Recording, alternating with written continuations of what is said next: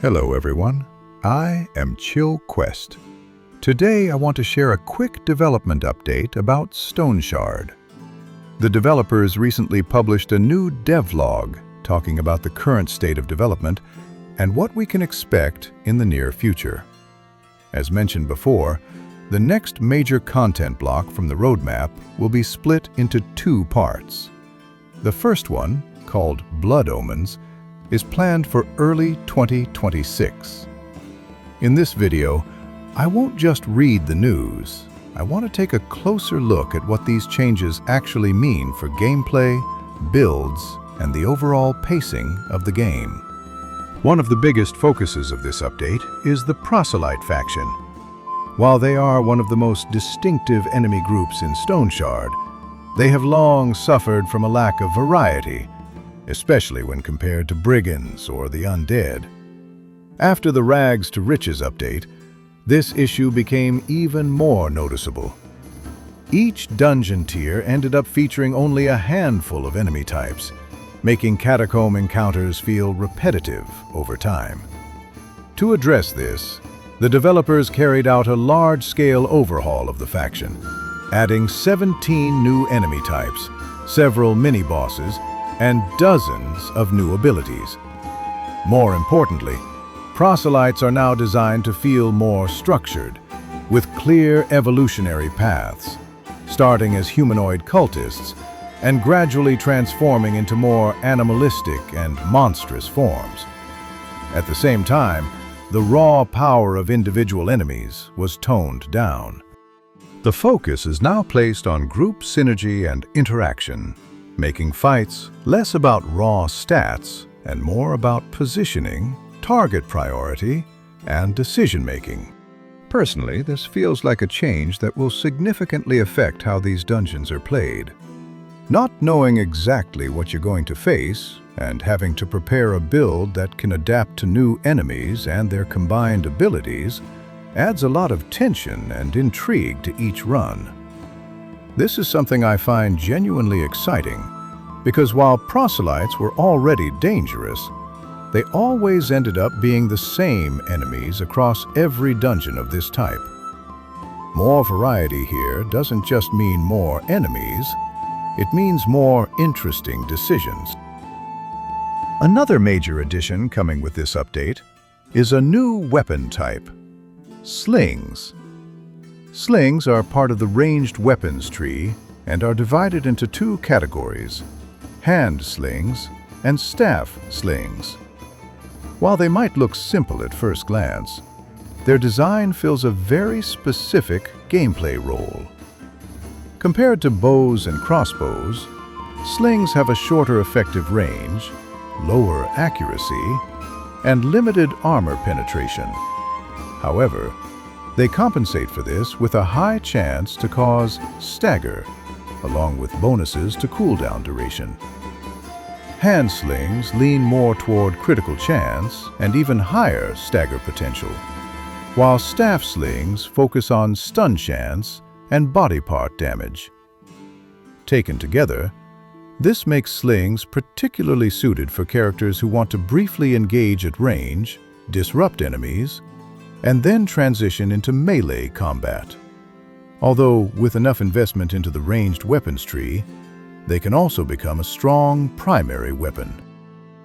Ammunition plays a much more important role for slings than it does for bows or crossbows. Stones, sling bullets, and lead shot significantly increase their otherwise modest base damage, and each advanced ammo type comes with its own special effects. Sling bullets improve armor penetration and body part damage, while lead shot increases the chances to apply daze, stun, and stagger. On top of that, sling ammunition is cheaper and breaks far less often than arrows. Combined with the high durability of slings themselves, this gives them a very sustainable and long-term niche. Slings can also be used to launch certain items, such as bombs and potions, with more force and range than simply throwing them. This opens up some very interesting tactical options, especially for setting up engagements or controlling groups of enemies. Personally, I find this weapon type very interesting. It's probably the first ranged weapon in the game that really catches my attention. It gives a strong sense of versatility and seems to have great synergy with melee weapons. Being able to apply crowd control at range allows you to prepare the battlefield, especially for builds that lack reliable control options or are vulnerable to certain enemy abilities. Of course, a lot of this will depend on the weapon's skills themselves, so we'll have to see how it fully plays out in practice. I'll most likely do a run with slings when they're released, trying to combine them with something interesting to watch and analyze. Another thing I really like is the ability to launch all kinds of items. It seems to offer more range and accuracy than throwing them by hand, which adds even more tactical depth.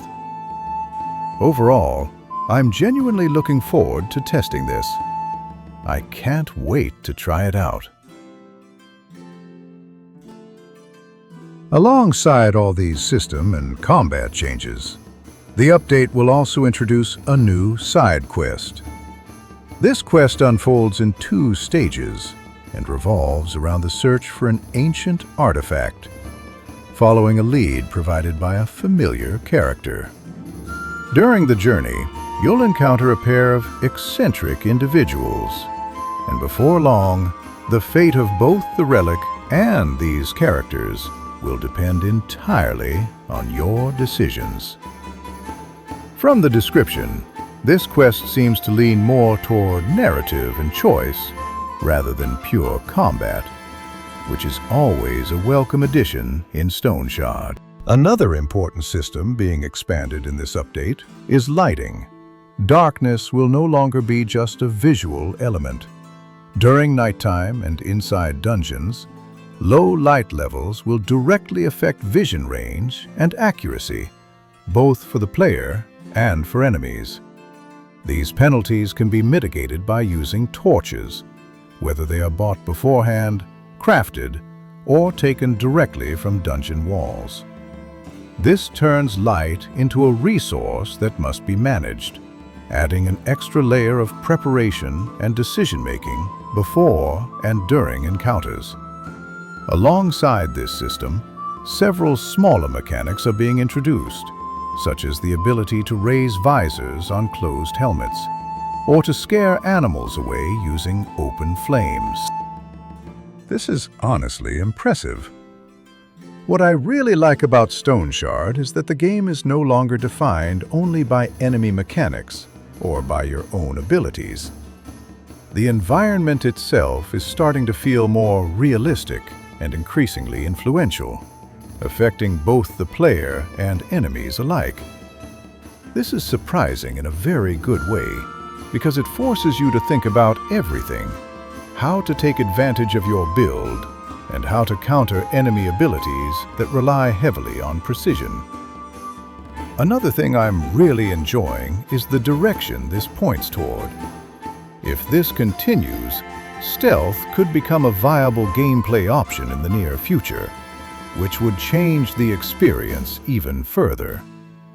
I know this is looking a bit ahead, but it felt worth mentioning. These smaller announcements genuinely motivate me to support the game. You can really feel that there's care and passion behind the design, and a strong focus on delivering a high-quality experience. To wrap things up, there are also several smaller additions and improvements that are worth mentioning. New equipment will be added to fill existing gaps in the current armor lineup, helping builds feel more complete and better balanced across progression tiers. The combat log is receiving a significant overhaul, with clearer formatting, standardized colors, and better tracking of complex outcomes, such as blocked critical hits, indirect damage, and spell effects. Hit chance and damage calculations are also being reworked, addressing multiple edge cases involving mixed physical and magical damage. This should result in more consistent and transparent combat feedback. Enemy AI is being improved as well, with reworked conditions for skill and spell usage. This means enemies should behave in a more logical and challenging way during combat. Finally, there are numerous quality-of-life changes, such as improved item stacking, easier access to containers and backpacks, and the ability to use stored tools and medical items directly through context menus. And that's going to be it for today's video. This was mainly for those who didn't know about these updates yet, or for those who prefer listening rather than reading, and also to share my own thoughts about what's coming to Stoneshard. If you enjoy this kind of informative content mixed with personal opinions and ideas, feel free to let me know with a like.